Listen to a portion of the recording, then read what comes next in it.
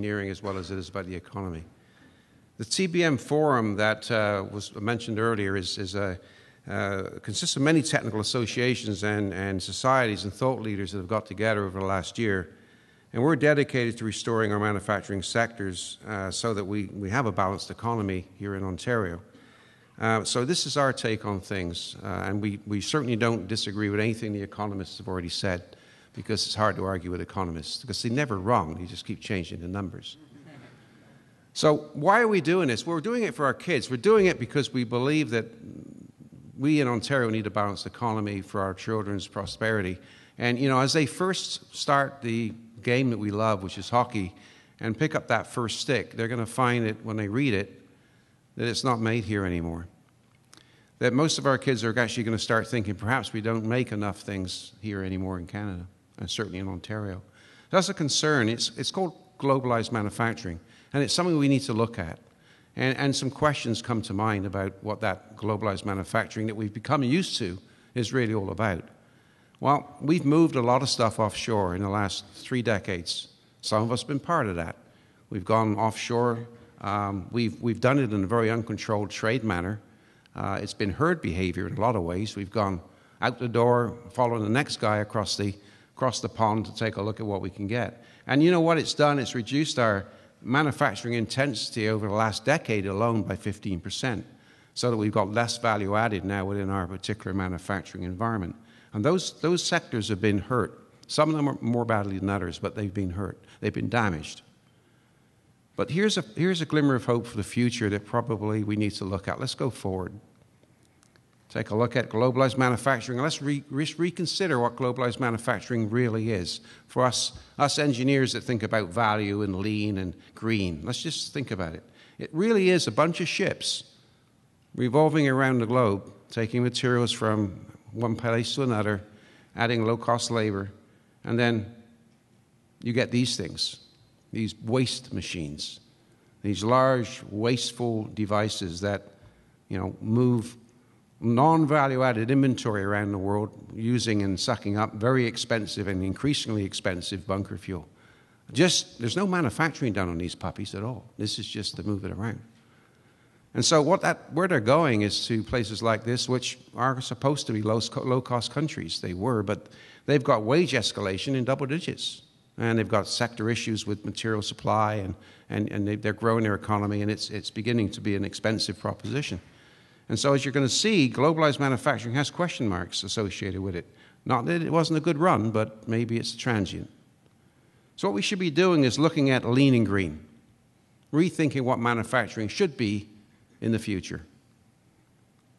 Well, let's take a look at the global supply chain. It's a busy slide, but it really is a look for any system engineers in the house, because they'll love this stuff. Here's a system of the global supply chain. High waste, not lean, not green. Oh, there's the ships I mentioned. And it's moving around the world, shifting materials from one place to another to grab that low-cost labor. You'll see the cost drivers on the left-hand bottom and the quick process flow on the top right. Nice little model. This is today, when our interest rates, which we hope return to more normal levels from the very depressed interest rate status we've got right now, we're going to find that this thing gets even more expensive to occupy and run. Interest rates will create a high cost of inventory trap for us. We've got a busy problem here with this global supply chain. It's an expensive proposition. Here's an alternative. This may not be sustainable, by the way. This is actually, people talk now about sustainability. This is beginning to look unsustainable. Let's take a look at an alternative strategy. A localized trade bloc. Bring the manufacturing, put it where, as somebody said earlier, where the customers are, and see what happens. We can sink the ships. We don't need them anymore. We get short supply chains, fast response to customers. Look at what those cost drivers have done. They've moved now down to an order of magnitude less. We've reduced the process steps, which is great. And what we now have is the opportunity for local manufacturing to become strong incubators for our innovation, which is what we need. And that's an important part of innovation. We can still do stuff with this. We can still trade our resources to the right people that want them for their own economy. We can do balanced trade outside of the trade bloc for people that want to share the competitive advantage with us.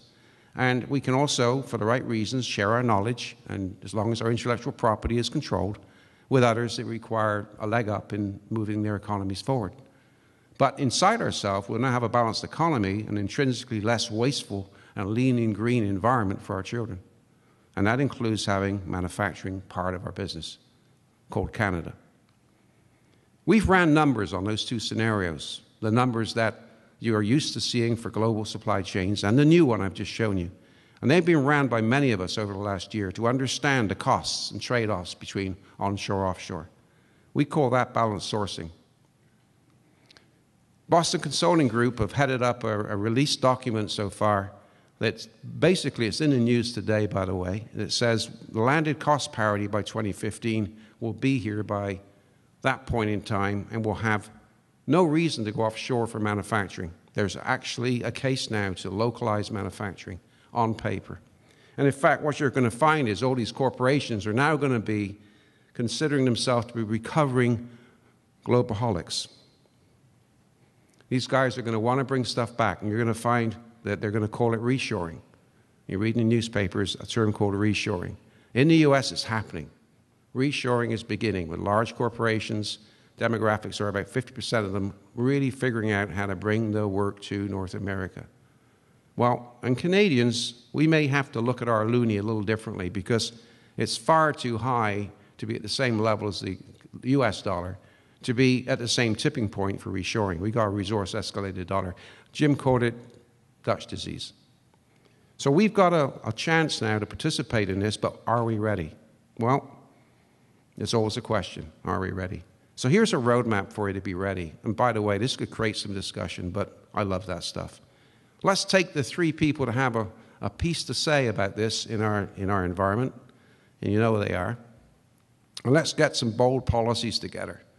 I won't go through them all, but we certainly need to embrace a return toward a localized trade bloc. I'm not saying all the work should come back. It should still be looked at in terms of using that balanced sourcing model I mentioned. But we certainly need to be aware of what's happening. Let's take a look at our capital investment. Let's get it out of those dangerously stupid housing bubbles that we've got and move them back into manufacturing where they belong so that we've got some value-added industries to give our kids. And let's fix and implement the following, and this is a big one. Let's take a look at our integrated apprenticeship systems that we need for the future. And let's refocus on an integrated apprenticeship program that's a complete integrated career pathway for our kids when they leave school so they can have a job, a trade, a profession, and they actually can become part of the new way of manufacturing if, in fact, we all agree it should be part of Ontario's economy, which I think we do. So manufacturing also needs these people, and they need them quickly to be in place before the baby boomers, like me, retire, because then we're going to have a bigger hole to fill if we don't move quickly. Manufacturing's image, of course, is a problem. We know it's got to change. It's perceived to be dark, dirty, dangerous. We know that the manufacturing of the future won't be like the manufacturing of the past. It's going to have new technologies, new ways of doing things, etc. But we must change its image and get it to be something like this. We need, some industries already are like this. We need new industries that are much more clean and green and so on, in keeping with the strategy. Let's make manufacturing sexy. Let's make sure we attract the next generation of manufacturers and entrepreneurs so that we've got what we need to have. Let's make sure industry has the right innovation levels, which has been talked about a lot. Let's look at making sure we run the numbers, which is our balanced sourcing strategies. And here's the big one. Let's make sure we've got a mindset for continuous improvement. A lot of industries have gone offshore and forgotten how to continuously improve what they do, and we're going to have to re-inject the mindset for continuous improvement into our management. As well as investing in the correct technology and capital requirements, let's rebuild the manufacturing communities or clusters, call them what you will, but we need them to be installed into our environment so that our manufacturers, our local supply chains can learn from each other and become incubators for the next generation of products. We put together an evolution plan that's a step-by-step process, a very detailed get-well plan for industry using our experts.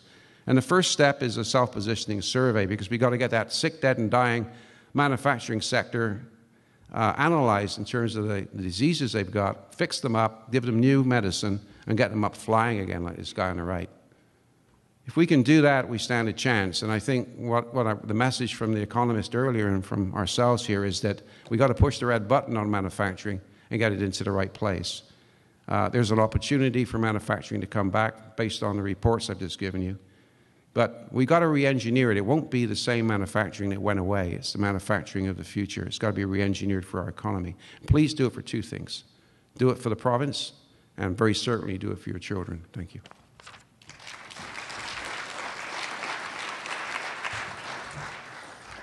Thank you very much. I should point out that Nigel wins the On-Time Award.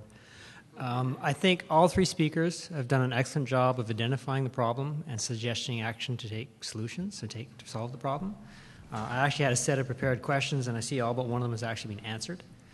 I do have one that's not answered, but I want to give the audience a time to ask any questions. We've got about 10 minutes. I see the usual suspects getting up.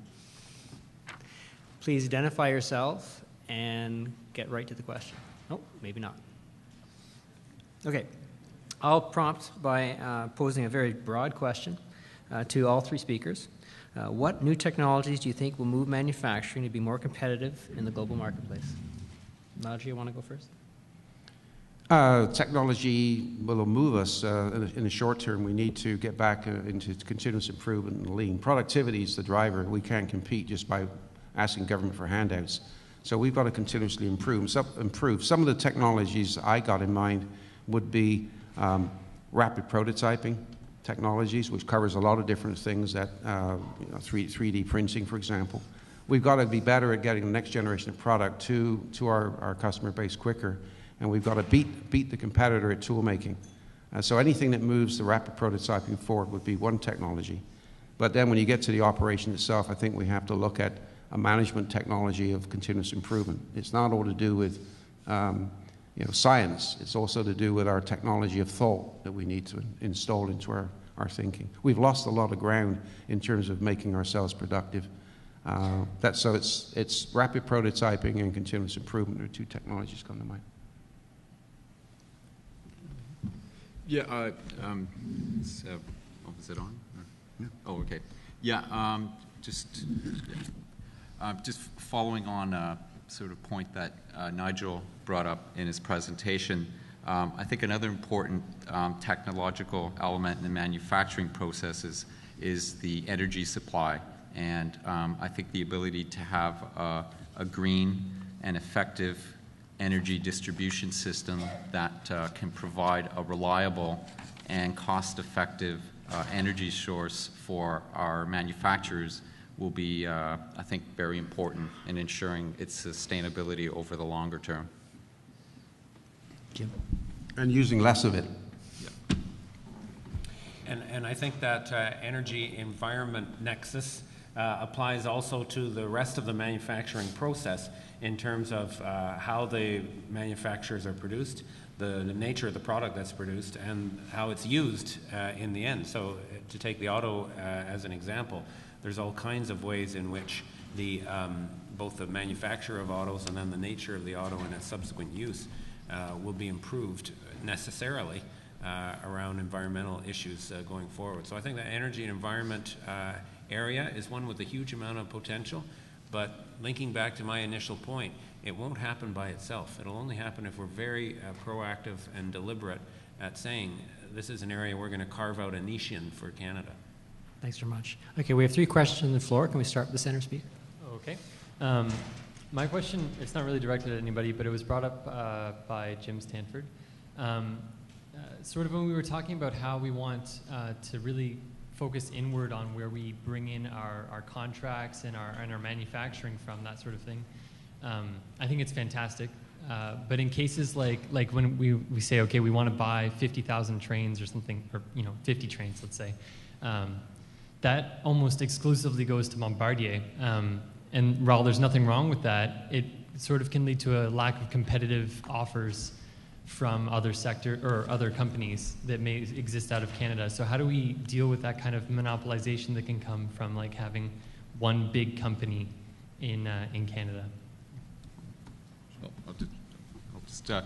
Just on that point around procurement processes in Canada, they already are fairly open and competitive, and whenever a tender goes out, generally there are some Buy Canadian quotas in there that sort of are consistent with international trade rules. And, you know, in the case of Bombardier, it's an international player in rail and urban transit production, so they get a lot of contracts in Europe as well. So in that case, it's just a case of internationally, there's only sort of limited number of big players in that transit field, and Bombardier happens to be one of them, and you know, naturally they're going to get a substantial portion of those contracts. I'll add to that. You may only have one prime contractor for an event like that, but there's a lot of subs and a lot of suppliers within that. And it moves us to make sure that they get a shot, and that even if a prime contractor thinks it's happy with supply base, which may be offshore, that we force them to, by clever resource reviews, to take a look at the food chain that they got locally. So, you know, I would say if you're the government, you're giving a contract to a large prime, you would say, okay, what's your rule base for handing out the work down into the subs, and make sure that's completely exercised so that we've got a competitive supply base below the prime. Okay, first speaker on my left. My name is John Clayton, Famex Engineering, and I happen to be a failure analyst, forensic engineer. That means I look at mistakes that other engineers make. Not that there are very many, but plenty to keep people in work though. And one of the things that worries me, what I've heard is very, very interesting, and it's the sort of thing I've been asking. I'd like to refer to the tar sands. The tar sands, of course, have been, or will be at some point, be pumped literally thousands of miles away from where they're produced. And I want someone to tell me what the energy balance is in this process. First of all, they go through an upgrader, which produces a product which is lower in sulfur, but amazingly corrosive. In the short distance pipeline that's already been built in Alberta, within the first 10 months, there were 10 major leaks. Nobody's told me what's being done about that. Secondly, to get it pumpable at all, you have to heat it. There's another energy waste. Then, still to get it pumpable, you have to dilute it. Not only do you have to dilute it, but you send the diluent all the way down to Texas, and then you pump it all the way back again to recycle it. I can't see for the life of me where the energy gain, it's all lost. I mean, you've got to build the pipeline first. Overall, it's a huge waste of energy. Obviously, it should be processed here, or at least somewhere in Canada. I think you better ask our government that question, because they seem more interested in the tar sands than the manufacturing right now.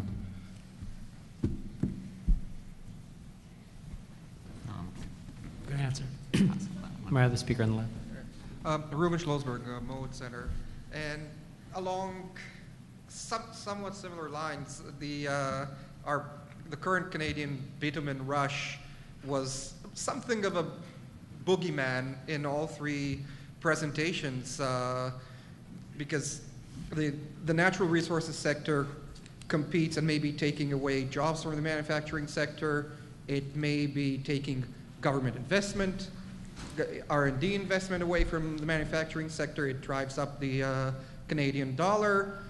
So is the manufacturing sector and the natural resources sector, are they doomed to duke it out from here until whenever we fall, or is it possible to have a thriving manufacturing sector and a thriving natural resources sector? I think it is possible. In fact, you know, we as a country are blessed with all these resources buried under our feet, and if we use those resources wisely, it should be an asset for us, and it should be a source of wealth.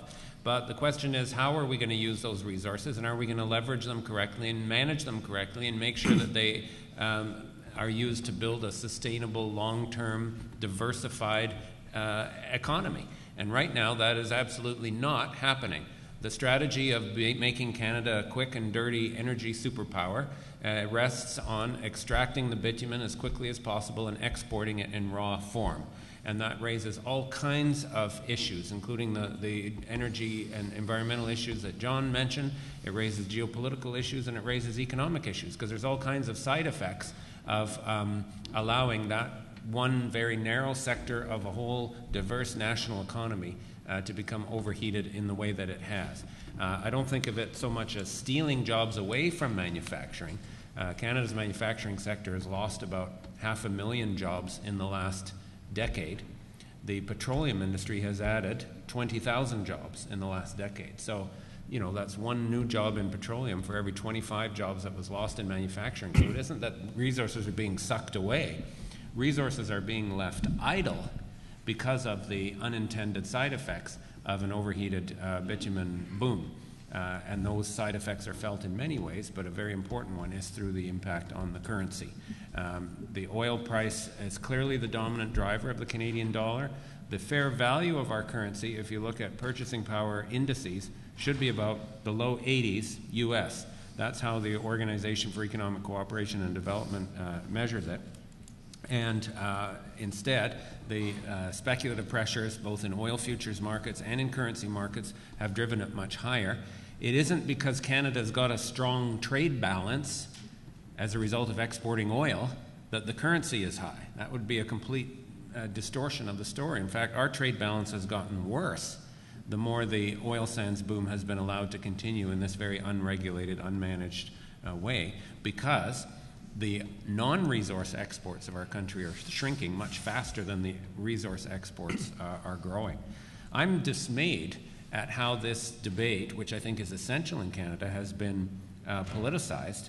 I think of Premier McGuinty's comments, or I think of Tom Mulcair's comments the other day, and then it elicited this incredible outrage, pious response, saying, how dare you suggest that anything that goes on in northern Alberta might not be 100% right for everyone in Canada, trying to drown it out. I found it almost like a kind of McCarthyism in a way, and it's very, very divisive and very short-sighted. I think that the resource wealth that Canada has can be a source of long-run, balanced prosperity across Canada, but not just by opening it up to the highest bidder and saying, go for it, dig it out as fast as you can. If we do it that way, it will hurt us more than it will help us. Unfortunately, we have to be out of this room at 4 o'clock, and there's 3 people standing for questions. We only have time for one more question. Hi, I'm with Ministry of Natural Resources, and we've just put out an Ontario Wood logo with the hope of making consumer purchasing choices in Ontario be more locally derived. Do you guys see the future of manufacturing in Ontario purely being linked to economic changes globally, or do you see any consumer purchasing choices from a local purchasing impacting Ontario's manufacturing levels? I think the consumer locally will score from having local manufacturing. I think, if that's your question, the flexibility offered by local manufacturing to the consumer is profound.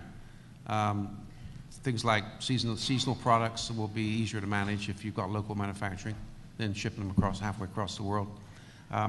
Flexibility in terms of being able to offer variable products to people, the ability to respond to a customer's specialty needs if it's manufactured locally. I guess if you wear eyeglasses when you were my age, when you were young, you waited 3 weeks for the eyeglasses to come from the factory. Now you get them in an hour from the store. No wonder I was blind.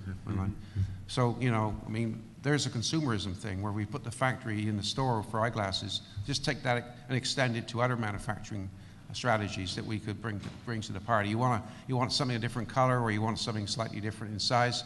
Theoretically, we could make that in the back of the store. I'm just dreaming, but that's the kind of stuff the consumers got for the consumer if we become manufacturable, rather than just order and you wait for the ship to come in. I apologize, the 2 people still standing, but we still have to have time for closing remarks. The speakers will be out in the foyer, and we'll be more than happy to answer your questions individually.